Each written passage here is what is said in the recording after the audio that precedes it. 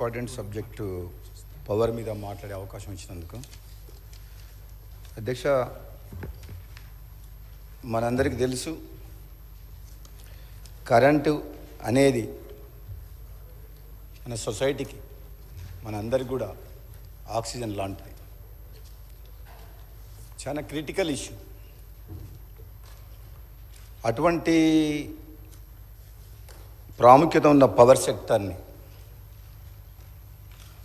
ఏ విధంగా మనము అంటే క్యాజువల్గా తీసుకోకుండా పవర్ సెక్టర్లో ఏదైనా నిర్ణయం తీసుకునేటప్పుడు ఎంతో ఆలోచించి నిర్ణయం చేస్తే తప్పితే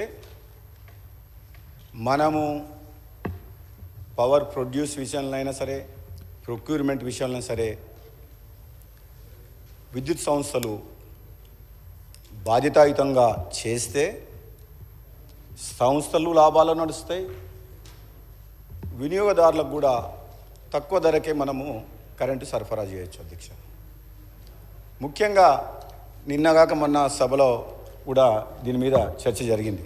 ముఖ్యమంత్రి గారు కూడా చెప్పిండ్రు గత ప్రభుత్వం 10 ఏళ్ల కాలంలో చేసిన నిర్వాహకం వల్ల ఏ విధంగా అయింది అని కూడా చెప్పిండ్రు. కానీ వాళ్ళకి నచ్చట్లేదు. అయినా నేను కాంట్రవర్సీ వాళ్ళని విమర్శించాలని చెప్పేసి నాకు ఆ ఉద్దేశం లేదు. కానీ కొన్ని వాళ్ళు నిర్లక్ష్యంగా బాధ్యతారహితంగా తీసుకున్న నిర్ణయాల వల్ల ఈరోజు పవర్ సెక్టర్ అంతా డోల్ డ్రమ్స్లో అయిపోయింది. అది మనం ఫస్ట్ అసెంబ్లీ సెషన్లో కూడా శ్వేతపత్రం ప్రభుత్వం పవర్ మీద బాగా క్లారిటీ ఇచ్చింది, ఇరిగేషన్ ప్రాజెక్ట్స్తో పాటు. అధ్యక్ష, పదే వాళ్ళు చెప్తుండ్రు రైతులకు మేము ఉచిత కరెంట్ ఇచ్చినామని చెప్పేసి. రైతులకు ఉచిత కరెంట్ అనే కాన్సెప్ట్ ఇంట్రడ్యూస్ చేసింది ఆనాడు కాంగ్రెస్ ప్రభుత్వం. వైఎస్ రాజశేఖర రెడ్డి గారు గ్రేట్ లీడరు. రైతుల మీద భారం పడకుండా వ్యవసాయ రంగాన్ని కాపాడాలనే ఉద్దేశంతో ఎంతో ఆలోచన చేసి మొదలుపెట్టింది ఆనాడు. దాన్ని దృష్టిలో పెట్టుకొని ఆనాడు అప్పటి ప్రభుత్వాలు, ప్రతిపక్షాలు దుమ్మెత్తిపోసినాయి, ఇవ్వలేరు అని చెప్పి.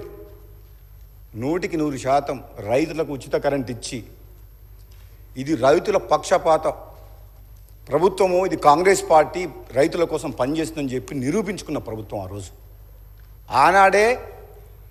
ఆనాటి ప్రభుత్వం రాబోయే రోజులను దృష్టిలో పెట్టుకొని రైతులకు ఉచిత కరెంట్ ఇవ్వాలంటే రాబోయే రోజుల్లో డిమాండ్ని దృష్టిలో పెట్టుకొని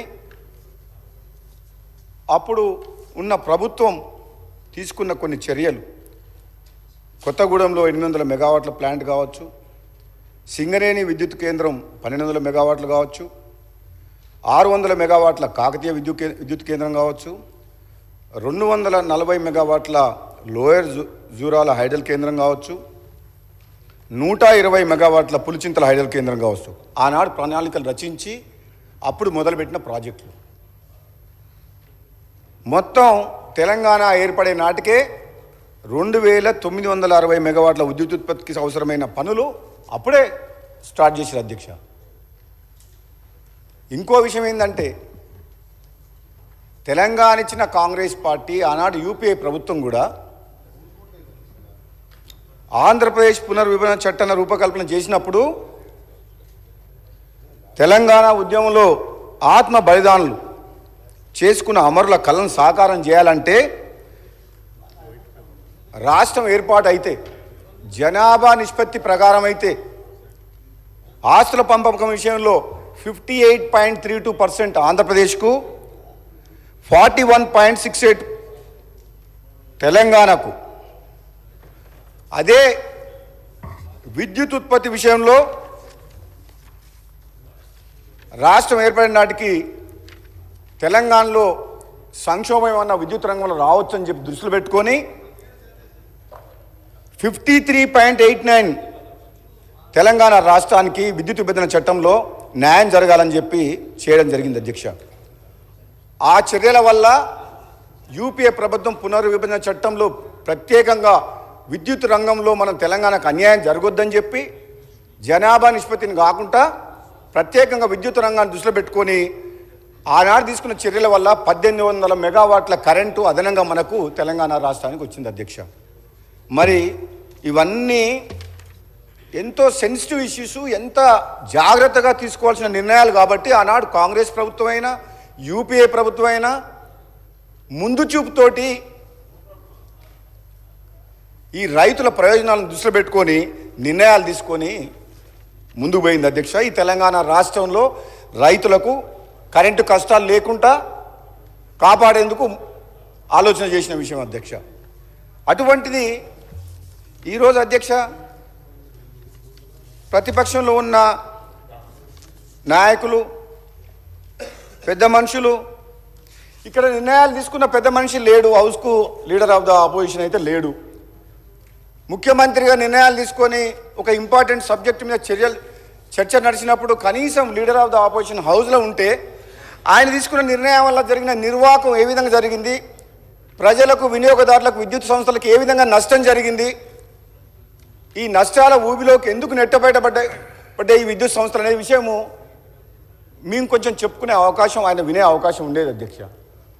మన దురదృష్టవశాత్తు ఏంటంటే మీసా నాయకులు అంటారు మీ నాయకుడు రాలేదంటే మీ స్థాయికి ఆయన అవసరం లేదు, మేమే చాలని అంటుంటారు అధ్యక్ష. వీళ్ళ స్థాయి ఏందో 10 ఏళ్ళల్లో కేసీఆర్ గారు ముఖ్యమంత్రిగా ఉన్నప్పుడు వీళ్ళ స్థాయి ఏంది, మంత్రులు, ఎంపీలు, అధికారుల మాట ఎవరైనా విన్నారా అధ్యక్ష?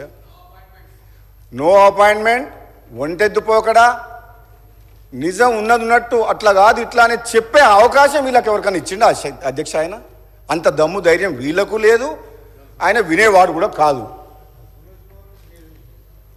అటువంటి పరిస్థితి ఉన్న మనిషి, పెద్ద మనిషి, లీడర్ ఆఫ్ ద ఆపోజిషన్ ఉండి కూడా సభకు రాకుండా ఒక ఇంపార్టెంట్ సబ్జెక్టుల మీద చర్చ నడిచినప్పుడు లేకుండా వీళ్ళంటారు మరి లీడర్ ఆఫ్ ద ఆపోజిషన్ ఎందుకు ఉండాలి అధ్యక్ష? మరి అటువంటిప్పుడు ఆయన సభకే రానప్పుడు ఆయన అవసరం లేదని వీళ్ళే అంటుండ్రు. మరి మీరే మీ లోపల ఎవరో ఒకరు సభలో లీడర్గా మీరు ఎల్ఓపి కాండి. ఆయన అవసరం లేనప్పుడు మరి సభకే వద్దనుకున్నప్పుడు ఆ పొజిషన్లో ఆయన అవసరం ఏముంది? ఉండాలి అధ్యక్ష, రావాలి.